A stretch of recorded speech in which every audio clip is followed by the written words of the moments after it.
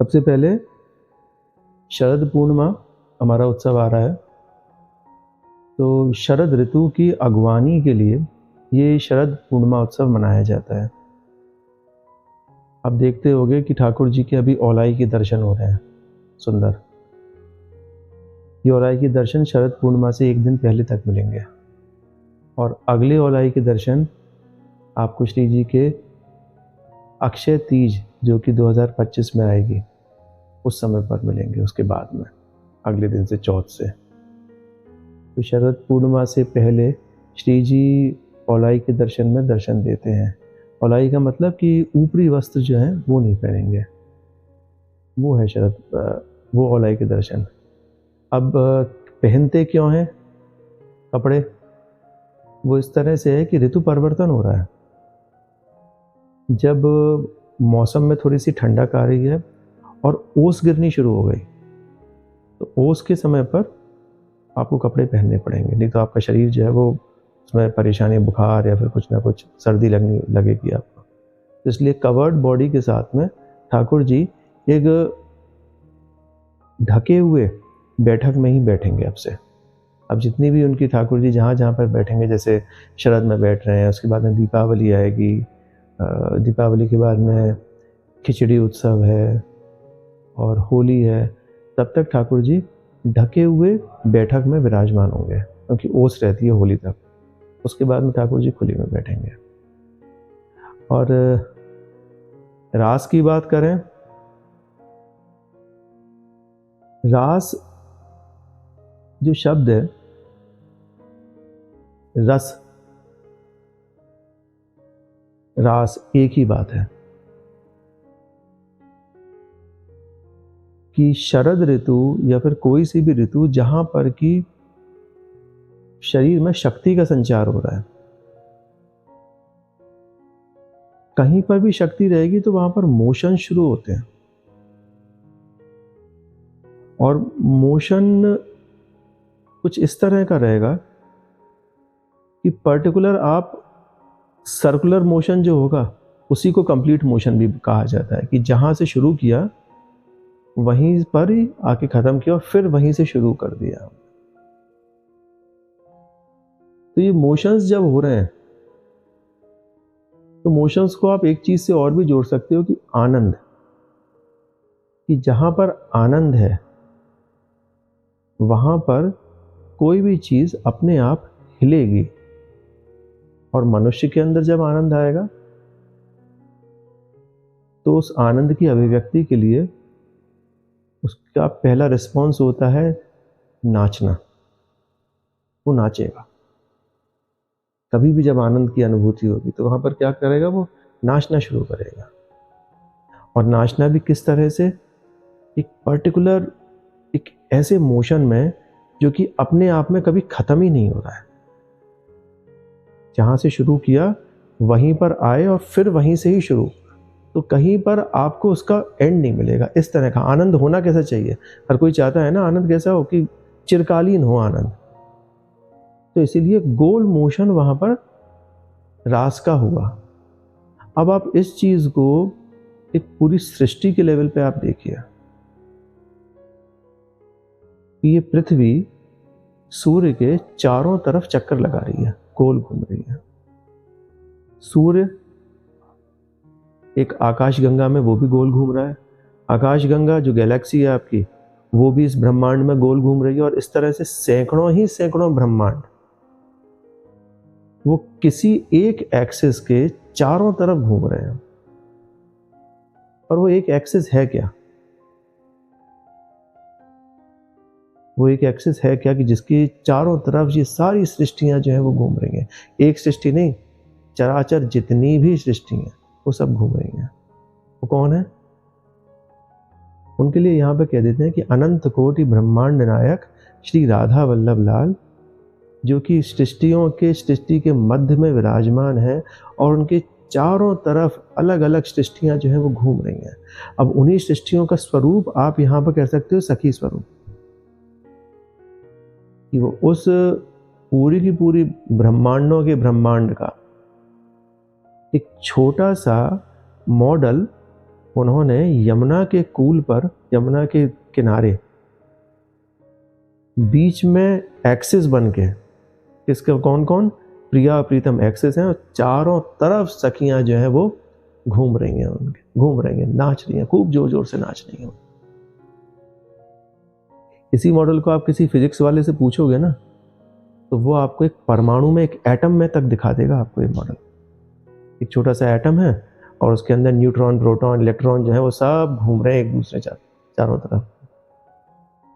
तो इसीलिए तो कहते हैं, कहीं पे आपने सुना होगा, सृष्टि के कण कण में जिसका आभास है वही महारास है। कि छोटे से कण से लेके और कहाँ तक की बता दी आपको स्टोरी, कि वहां तक रास ही हो रहा है। और रास का मोशन क्या है, सर्कुलर। एक्सिस में कौन है, ठाकुर जी और प्रिया जी। वो गौर श्याम बीच में है और उनके चारों तरफ जो है वो रास ही रास बोल रहे, घूम रहे हैं, घूम रहे हैं, घूम रहे हैं। उसी शक्ति के संचार से ये पूरी सृष्टि चल रही है।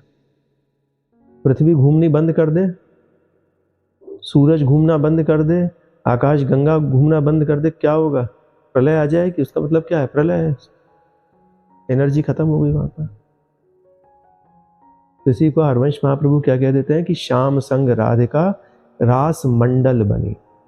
मंडल आर्ट देखते हो ना, मंडल आर्ट बड़ा अच्छा लगता है उसको बनाने में। क्या है वो मंडल, वो मंडल यही है, यहाँ पर निकुंज में हीरे के, पन्ने के बड़े बड़े रास मंडल बने हुए हैं, और उस पर वहाँ पर ठाकुर जी और प्रिया जी वैसे ही रंग की ड्रेस पहन के, वैसे ही रंग के आभूषण पहन के सखियों के साथ में रास करते हैं। हम लोग मनाते हैं ये रास सिर्फ शरद पूर्णिमा पर प्रभु का रास जो है ना वो चिरकालीन है, हमेशा चलता रहता है, हमेशा चलता रहता है। पहले भी चल रहा था, आज भी चल रहा है और आगे भी चलता रहेगा। इसलिए शाश्वत है, और इस शाश्वत चीज़ को ग्रहण करने के लिए आपको अपने शाश्वत मन लेके आना पड़ेगा, बिल्कुल साफ। भागवत जी में कहते हैं, भगवान अपि तारात्रि शरदोत्फुल्ल मल्लिका वीक्षरंतु मनश्चक्रे योग माया उपाश्रितः। कि प्रभु का मन किया किसका, आनंद की अनुभूति का करने का। कि आनंद कैसा होता है, उन्होंने क्या बुलाया, सबसे पहले योग माया बुलाई कि आओ भैया पहले सारा सेटअप कर दो यहाँ पर रास के लिए, सुंदर रास मंडल बना दो, रात्रि कर दो, चंद्रमा को पूरा खिला दो, यमुना जी में खूब सुंदर सुंदर कमल जो हैं उनको खिलवा दो, आप वन में खूब सुगंध फैला दो, और सहस्त्र सहस्त्र गोपियों को, सखियों को बुला लाओ।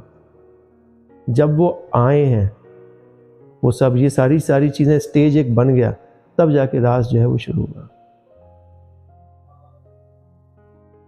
तो शरद पूर्णिमा की जब बात करते हैं तो शरद पूर्णिमा अश्विन के पूर्णिमा को कहते हैं, जिसमें राधा वल्लभ लाल सफेद रंग की पूरी पोशाक पहन के और सखियों के साथ में रास करते हैं। ये रास कैसा है, थोड़ा सा भिन्न है ये रास। कि जहां पर ब्रज और निकुंज की बात करते हैं, ब्रज की रास के बारे में श्रीमद् भागवत में बताते हैं कि ठाकुर जी हैं और ठाकुर जी के साथ में कई सारी सखियां हैं। हर ठाकुर जी के साथ में एक एक सखी है। जितनी जितनी सखियां हैं ना, उतने ही ठाकुर जी हैं। हर किसी के साथ में रास कर रहे हैं वो। और निकुंज का रास थोड़ा सा अलग है। निकुंज के रास में सिर्फ प्रिया प्रियतम है और उनके चारों तरफ उनकी सखियां रास कर रही हैं। शरद पूर्णिमा में ठाकुर जी सफेद रंग की पोशाक पहनेंगे।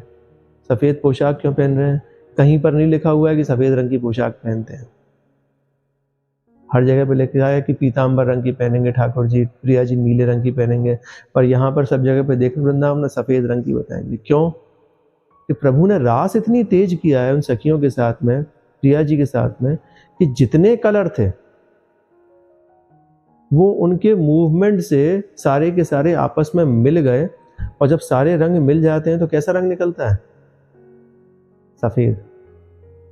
जब सारे रंग मिलेंगे तो कैसा निकलेगा, सफेद रंग।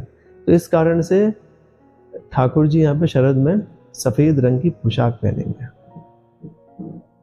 किसी रोशनी को आप प्रिज्म में देखो तो वो एक सफ़ेद रोशनी आ रही है, उससे एक 7 रंग मिल जाते हैं ना, तो सारे के सारे रंग इतनी तेज़ी से रास किया है उन्होंने। तो ये ऊर्जा की ऋतु है। प्रभु पाते क्या है इसमें?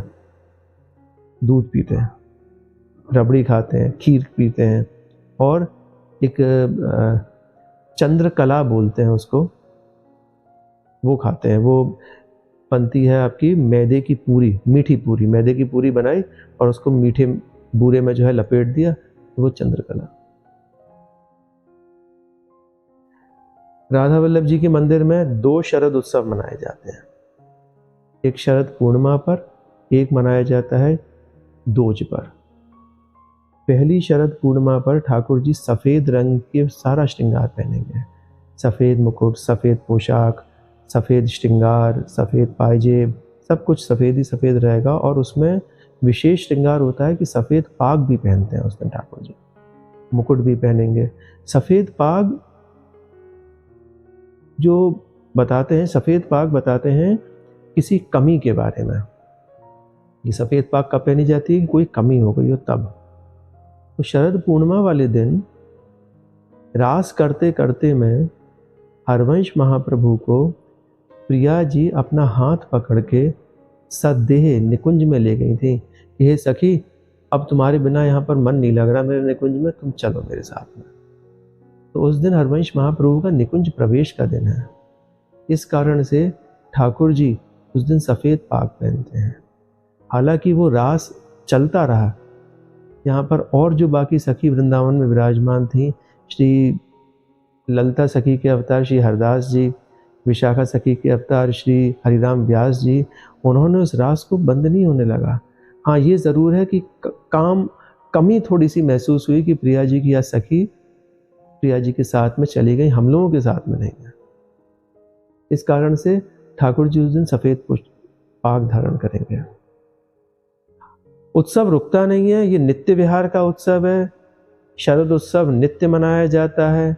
इस चीज़ को समझाने के लिए आगे सेवा में दोज के दिन ठाकुर जी वही शरद उत्सव दोबारा से मनेगा। उसमें भी वही सारी पोशाक रहेगी, ठाकुर जी की सफ़ेद पोशाक, सफ़ेद मुकुट, सफ़ेद टिपारे, सफ़ेद आभूषण। और उसके साथ में एक विशेषता आ जाती है कि वहाँ पर ठाकुर जी लाल रंग की पाग पहनेंगे। लाल पाग प्रेम का प्रतीक है, लाल रंग। तो इतनी सारी सखियों के साथ में उन्होंने लाल पाग पहन के बताया कि भैया अब मैं आ गया हूँ प्रेम करने के लिए, करो कौन मुझसे प्रेम करेगा। तो इस कारण से वो द्वितीय शरद है, उसको द्वितीय शरद उत्सव कहा जाता है।